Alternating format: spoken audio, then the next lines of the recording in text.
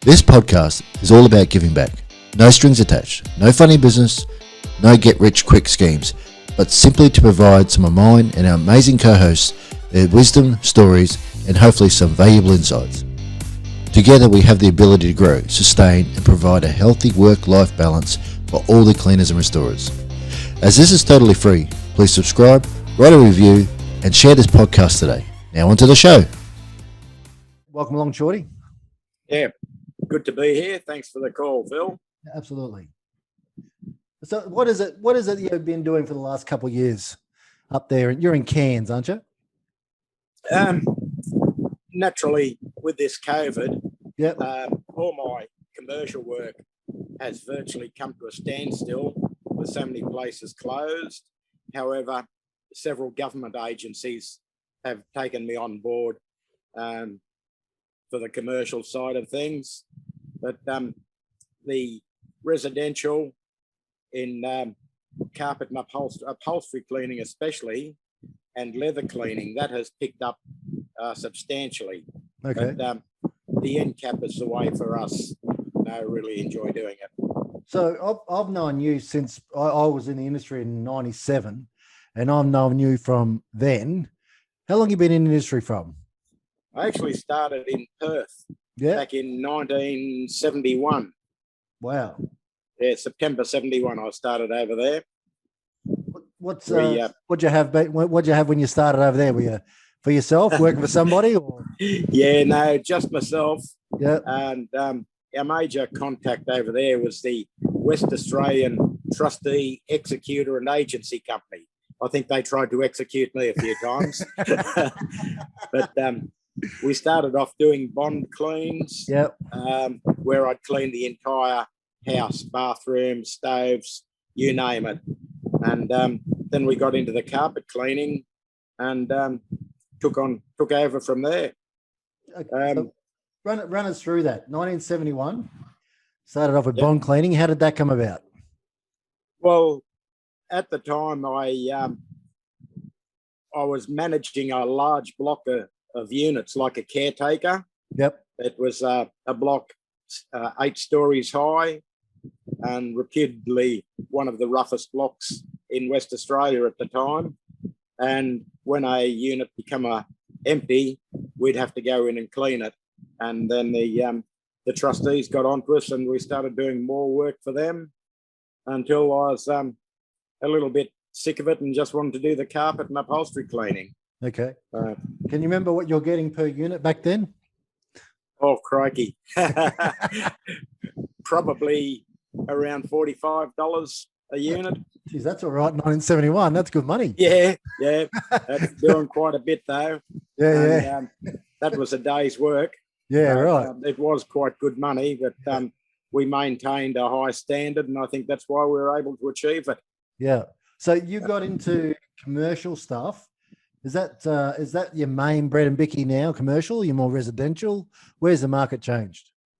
Well, I left West Australia in 76. Yep. And I came back to Sydney for 6 months. Wasn't keen, so I moved up to Weipa Right. for mining camp, where I was in charge of a camp holding 480 people. And I had quite a lot of cleaners working for us. But whenever the large job like a supermarket, etc., had to be stripped and sealed on vinyl floors, I was the one they used to get in to do it. Right. When I came to Cairns in 83, it was a natural for us to start again. Yep. And because I'd only just got married in 82. And we got contracts in Cairns with Ansett Airlines, Australian Airlines, or TAA actually, just then, East West, Freeport, Indonesia.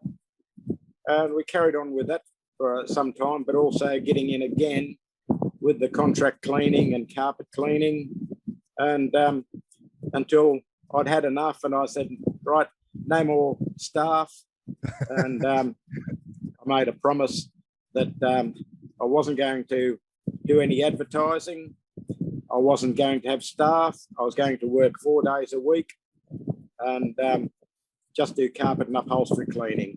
Wow. However, within 6 weeks, we're working 6 days a week again. Nothing ever goes to plan. And now, like I say, the upholstery and leather has pulled us through this bad COVID stretch. And I look like slowing down and eventually just doing carpet spot dyeing.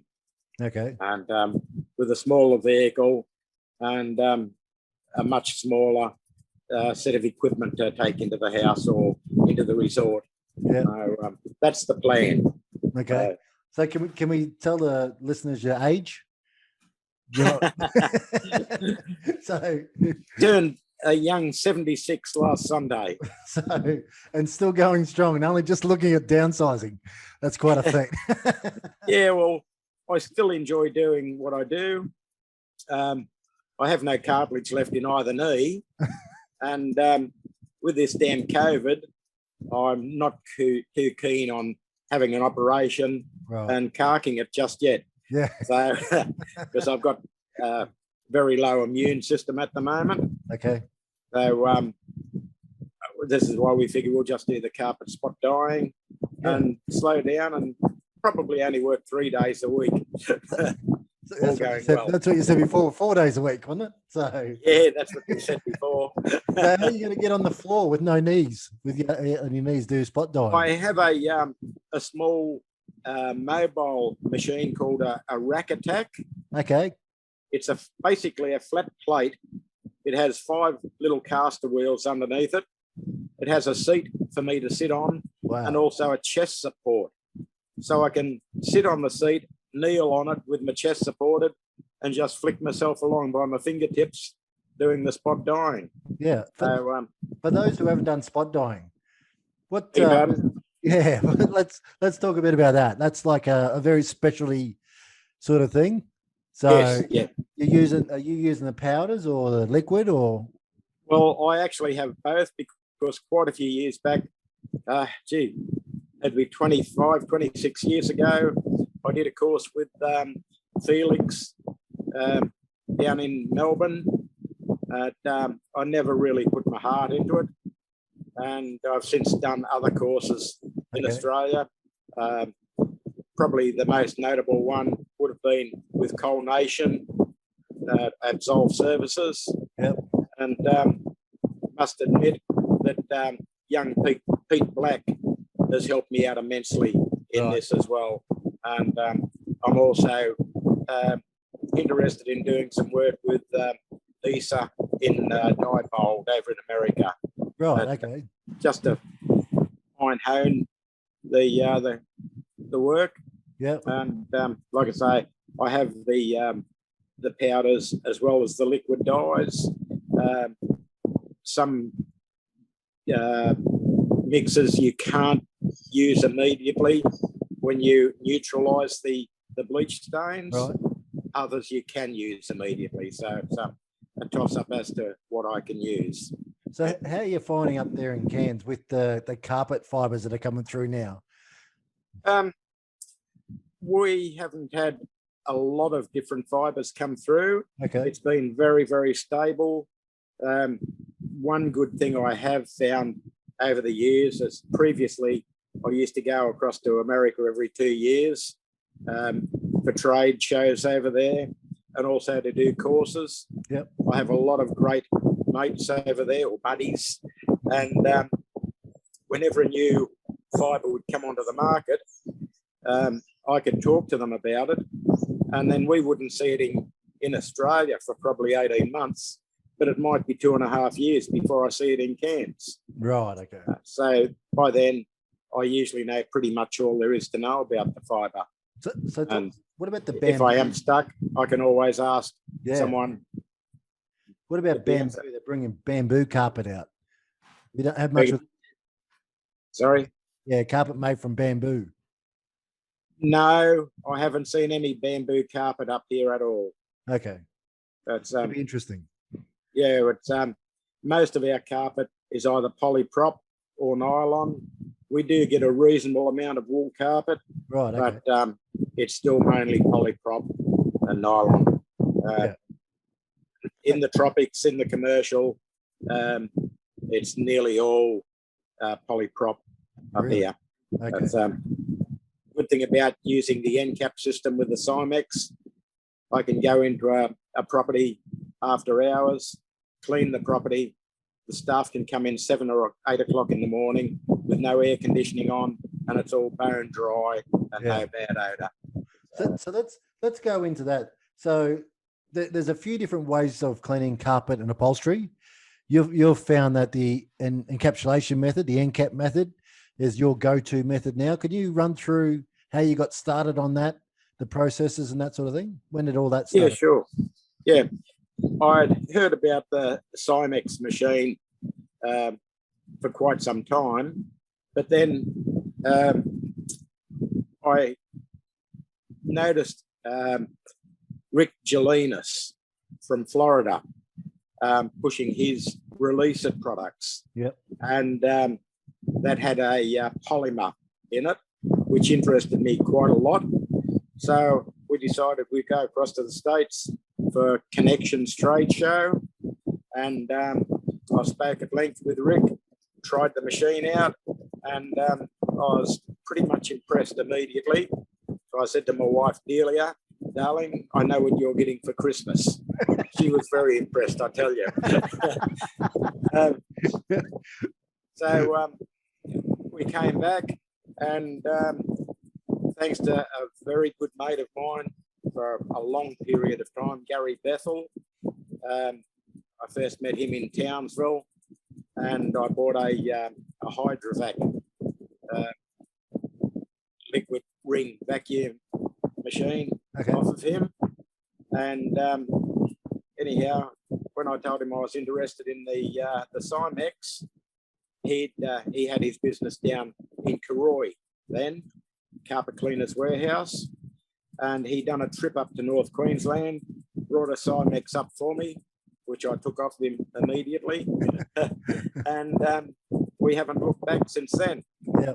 So what's this Cymex machine, for those that don't know? Okay, it looks like an oversized floor polisher, and it has 3 8-inch counter-rotating heads underneath it. Right. Now you can use a pad on them of different strengths, I guess you could say. You can use a medium pad or a coarse pad, depending on the carpet and how soiled it is. Right. Because it's counter-rotating, the machine will stay in one place with it running without you holding it. Whereas if you had a floor polisher, the machine would stay there but swing the handle around. Right. Yeah. Also, if you hit the power lead with the polisher, it'd chew it up. With the Cymex, it pushes it out the way due to the effect of the counter-rotating heads. Yep. It's a much safer machine. And my machine now is 17 years old. I've replaced the solution tank twice, but I've never spent any big money on it. Wow. It's been the most productive machine I've ever had. I love it. Yeah. The major thing that I did do with it though, when we got it, it had little hard 8-inch wheels, like lawnmower wheels. Yeah, right. I removed those and I put 12 1/4-inch pump up tires on it. And that's made a big difference for me taking it up and down. Well, I used to take it up 4 flights of stairs. Yeah, and and coming down, because the tires are pump up, they act like a shock absorber. So you are not jarring the machine and you're not jarring your own body, which makes a big difference. So that's sort of the go-to machine for the end capping now, isn't it? Cymex. For me, it is. Yeah. I do have a backup machine, which is the spray borg. Okay. It's a similar machine. You probably know the spray borg. Yeah, I do. Yep. Yeah, or Orbot, and but that has a larger pad or bonnet underneath it. Yeah, sort of oscillates a bit. Exactly, but it it jets the moisture out in front of you onto the carpet, whereas with the Cymex, it drips down into the pads. Yeah. So you don't have any airborne chemical in the air to breathe in. Yeah, that's a good point. So it's a lot safer Absolutely. for a young bloke like myself. Yeah, that's right. And you're using that on upholstery as well? No, can't use it. You can't really put a large machine. No. The end cap. Sorry, the end cap. Yeah, for sure. Again, we have different machines. My go-to machine is a Makita variable speed polisher. Right. And that has stood the test of time for me. I have 2 of those in the van. I also have a Cyclo. I had a Cyclo, but then Hoss brought out their mini Orbot, Right. which is a Cyclo with an adapted plate underneath it, which I can screw a long handle into. Okay. And this allows me to clean stairs and risers without bending my back. Wow. But it's also good on upholstery and also good on really soiled leather. And I have a third machine, which is a Ryobi battery powered machine. And that also has a special brush that I imported from the UK. And that is great, as you get no splatter of the solution when you're cleaning the upholstery. Right. That's really good. I do put different additives into the solutions to give me better results, be it upholstery or carpet. If there's wine or coffee stains, I'll always add some H2O2, and that will neutralise and get rid of those stains out of the upholstery or carpet. Yeah. Some jobs naturally, especially upholstery, after cleaning with the end cap, I do take in a small portable spotting machine and rinse extract, especially if you have urine in the upholstery. So it's all a matter of doing the best possible job at the time. Is it the same product for the carpet and the upholstery, or is it a different product? Or beg your pardon? Is it the same product that you use for the carpet and the upholstery, or is there different products? Yes, basically the same all the time. Yep. Okay. I'm quite happy with it. We have tried different ones over the years. I did find at one stage the main product I was using was very, very good, but then we had to clean upholstery below decks in a boat at one time, and the fumes nearly knocked us both out. Wow. Yeah, okay. So then I went on to a different product until the manufacturer changed the solution and didn't tell us. And I noticed that the odor was entirely different. The work result wasn't as good. And I ended up going for another product, which I'm still using to this day. That was probably 5 years ago, and have been extremely happy with it in every regard. And look, that's another point we bring up too. A lot of people, when just beginning to do their carpet cleaning, upholstery, whatever they're doing, they tend to go for the cheapest chemical, and they tend to forget that the chemical does the work. So, it's the old saying: you get what you pay for. Absolutely, yeah. You pay peanuts, you get monkeys. Yeah, and we're looking for that end result that counts. That's right. And I have clients going back 25, 30 years in this game. We went from the hot water extraction, steam cleaning, across to the end cap, and we're even doing work for their children now. Wow. Yeah. And in the commercial game, 20 years ago, I started doing some commercial work, but inside shopping centres. And I'd tell the people, sorry, I will not do it again, because the carpet's going to be damp in the morning. People walk out onto terrazzo floors. It's a slip hazard. I'm responsible. Yeah. However, when I got my Cymex and the end cap, I went back to this major store. He had 8 in cans, and I did a demo. He told me to keep the key and do it once a month. Wow. I ended up picking up the entire 8 stores, and then jewelry stores and others came online. the same way, and they were really happy because I was getting great result, and they had safe carpets in the morning when they opened. Yeah, that's a main thing, isn't it? Yeah, so Safety. price really doesn't worry me because I've always worked on with your equipment. If you have good solutions and you have good equipment, you get a great result. It's up to you. Yeah. You know, the operator makes all the difference. And so I've never gone for a cheap product because I don't believe they work. Some may, but hey, that's up to them. Yeah. What other people do, that's their business. I can't tell them. It's not to say that you've been a one-shop pony either. You have tried different products. And again, as I said, the manufacturers change them. They don't even tell you. And then, yeah, so you've got to go through that process of understanding your chemicals, what it's doing, how it's working, and the situation where you are as well. So every job's going to be different. So, but sure. yeah. So when did you get out of using truck mounts or portables? When did you get out of that? In 1996, right, I fractured a tibia and crumbled my knee, and I spent 6 months in hospital. Okay. And 97, I got my truck mount from Gary Bethel. I drove 200 miles down to Brisbane, and his dad made up a frame to put the hydrovac probably about 10 inches above floor level, so as to make it easy to drain the oil, etc., do maintenance. And I carried on with that until, like I say, about 17 years ago, when I got the Cymex, again from Gary Bethel. And over the next 3 years, I probably used the truck about half a dozen times. Right. And that was the difference that I found with it. But I was very, very wary of doing the best possible job and making sure.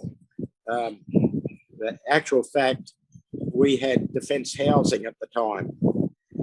The first job I did with them, they rang me up the next day wanting to know what I did to the carpet. And I thought I'd made a big boo-boo. Yeah. So I said, look, come out tomorrow to such and such an address. 4 girls from the office came out. They waited until I finished the entire job, put the gear away. Then they said, okay, when you started with us, you talked us into having the carpets cleaned to the Australian standard 3733. Right. I said, yes, that's correct. And they put that into all of their contracts Australia-wide. And then they said, does this meet the Australian standard? I said, no, because it's a brand new system, but I believe in future it will meet the standard. And their response was, don't tell anybody, we want you to keep using this system. That's the difference it made with them. Yeah. So, did that product have hydrogen peroxide in it or not? Yes, I put the H2 you put it in afterwards, yeah. Yeah, because you always get a lot of different spills in these properties, and it always seemed to knock them over for me. Okay. But, with you were saying the manufacturers changing products, I queried some manufacturers, or one manufacturer, and they kept denying that they changed it. So I asked for an MSDS sheet, and then I got back to them and they explained that that was different to my original one. And I said, oh, yes, we had to change it because of EPA concerns. Right. So my response was, why didn't you tell me that to start with? So consequently, unfortunately, I stopped using that product. Yeah. But I still use other products made by that manufacturer. Okay. So I've just found a better one. That's all for my main detergent. Yeah, trial and error. So, and you know what you're looking for as well. So you've got a few businesses up there in Cairns. Do you want to start running through what you're slowing down to do? Like you're going to start up your 4th business, is that right? And you're slowing down. Yeah. We originally had Get Shorty Carpet and Upholstery Care, and just before the GFC struck, we restructured and formed Cairns Commercial Carpet Care and Cairns Leather Care, with a view to selling off Get Shorty Right. and just doing commercial and leather. However, the GFC struck, and Cairns is basically a tourist town. We have very little in manufacturing up here, and so our sales dropped enormously, and so we just kept the three businesses going. Now, like I say, I have no cartilage in either knee, and I'm not quite as agile as what I used to be 40 years ago. So looking at slowing down and pushing more into the carpet spot dyeing. I've met a lot of great people in Australia and also overseas that are into it. And I think that's the way I'll carry on until just before I cark it, hopefully. Make sure you get paid first on that last job. Oh, definitely. Yeah. Yep. What about some business advice? So you said you stopped marketing. How did you get? You've gone from Perth to Sydney to Weipa to Cairns. How is it that you're not marketing? What's the process? Yeah, it wasn't real easy because when we came here, I didn't know anyone at all, basically. So I'd go around to the real estate agents and just offer to do some demo work for them. And the same with the contract cleaning, offer to do demo work.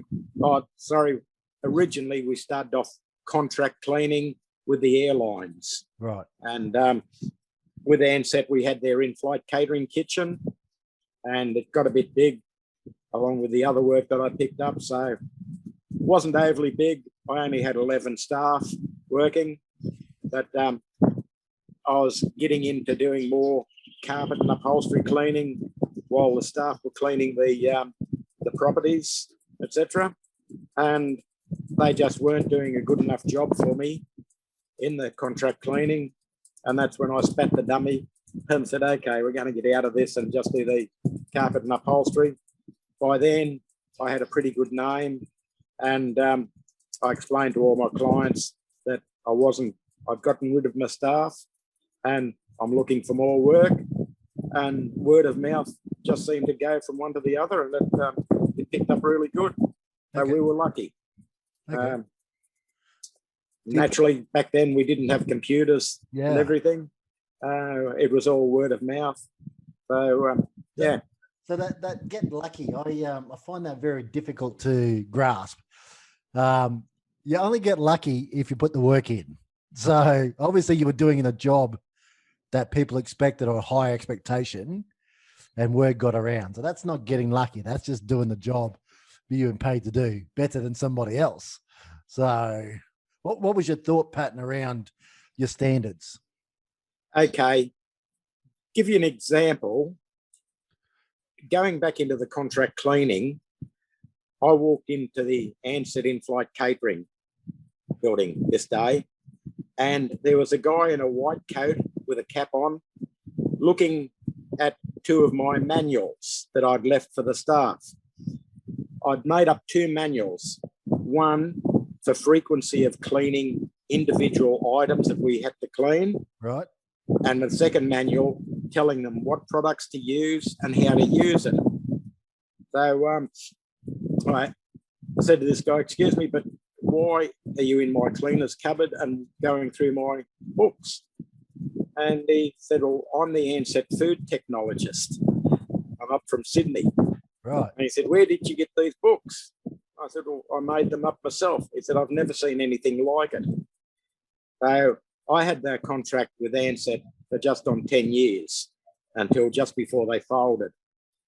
We used to have that Ansett guy come up once a month. We had the Cairns local council health inspector, and we had the civil aviation health inspector coming in. In the 10 years, I had one bad report. Now, I used to be a bit hard, I guess, on the cleaners. I always set reasonably low expectations, but always tried to, really go above and beyond to get a a really good clean on everything. And I wasn't happy unless everything was perfect. Some have called me a few different names, before they finished up with me, but I didn't care. I've been called worse. Yeah. One is a bit like a fish, a bass turd, I think they call them. But, yeah. So I think along with the carpet and upholstery, talking to new clients, I don't make any derogatory remarks, but I give them a realistic figure, but then I really try my hardest to go above and beyond. Right. And that makes a big difference to them all. And then that's why I get so many repeat customers. That's my thoughts anyhow. No, look, everyone has different markets, and you have to be able to see what your market is wanting and able to go across and become that person that they, you're the guy, you're the one, so it gives them no opportunity to go anywhere else because they're happy with you. So, but it's that building that trust, that loyalty.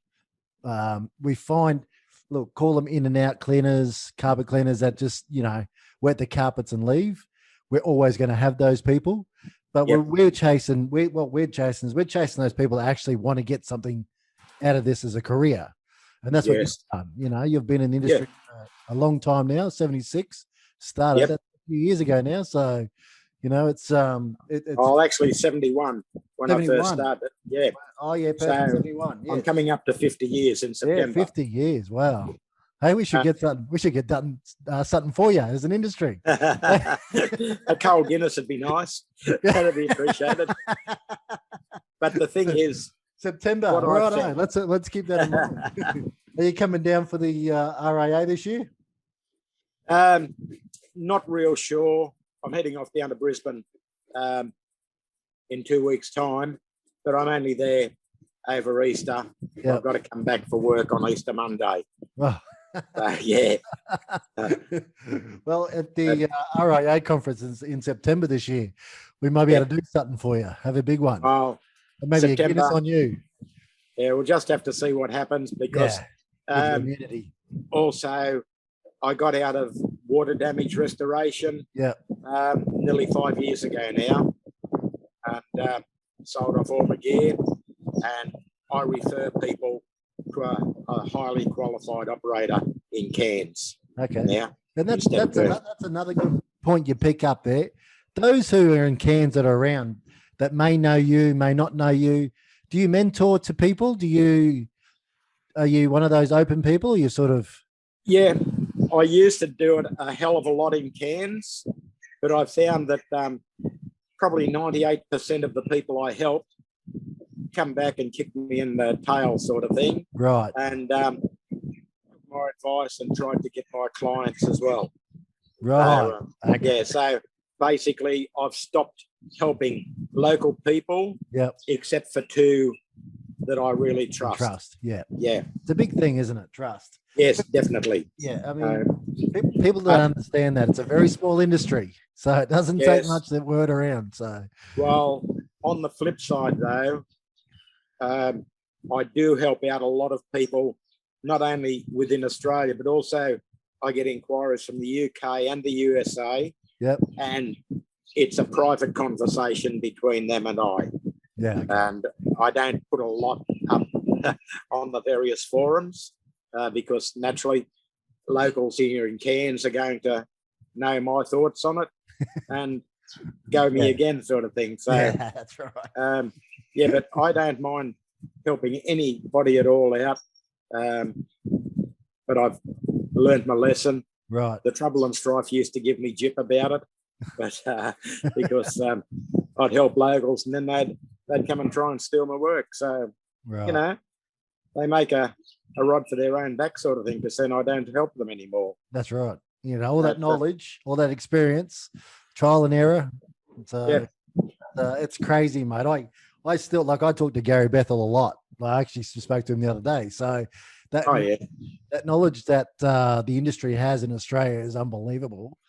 And I don't think it's recognized enough. And that's something we need to do, is we need to start recognizing that a lot more. So sure. No, I've got a lot of time for Gary and his family. Yeah. It's one of the nicest most genuine people I've ever met. Look, again, the information that guy has.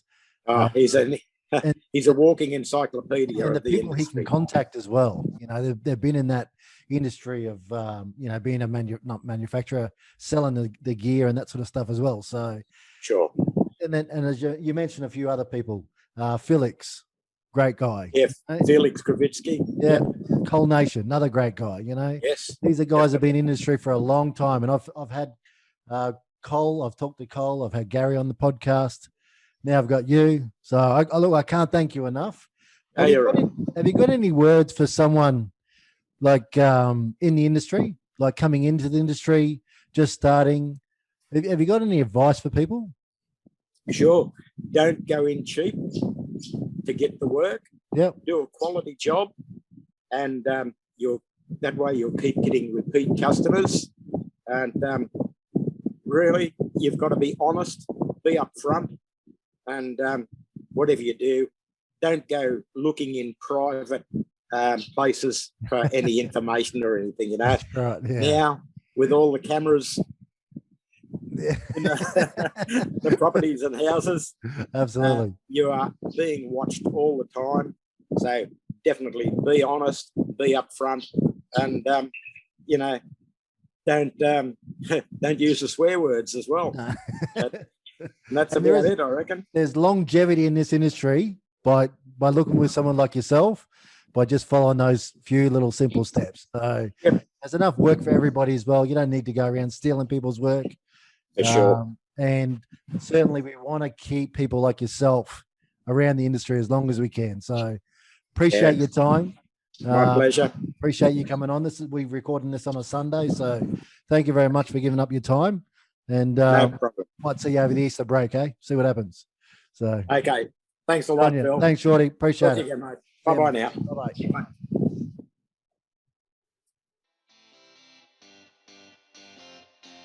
By assessing this podcast, I acknowledge that the Professional Carpet Cleaners and Restorers podcast makes no warranty, guarantee, or representation as to the accuracy or sufficiency of the information featured in this podcast.